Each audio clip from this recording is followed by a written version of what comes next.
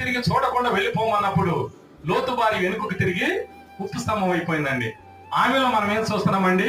అవిధేయత అన్నమాట. కొంతమంది చర్చికి గంట లేటు, అరగంట ముందు వెళ్ళిపోతారు.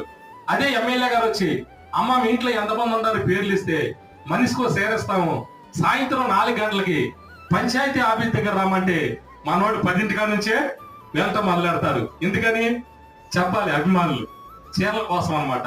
చర్చికి అయితే అయిపోయే ముందు వస్తారు, కొంతమంది కానుక వేయటానికి వస్తారు, కొంతమంది పండగలుగా వస్తారండి. అది చాలా తప్పు.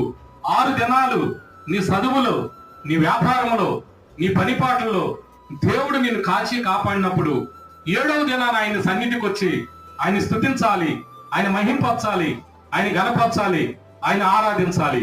యోన అవిధేయతను విడిచిపెట్టి నినివే వెళ్లి సువార్త ప్రకటించినప్పుడు దేవుడు అందరిని అక్కడ రక్షించాడు. హల్లెలూయా.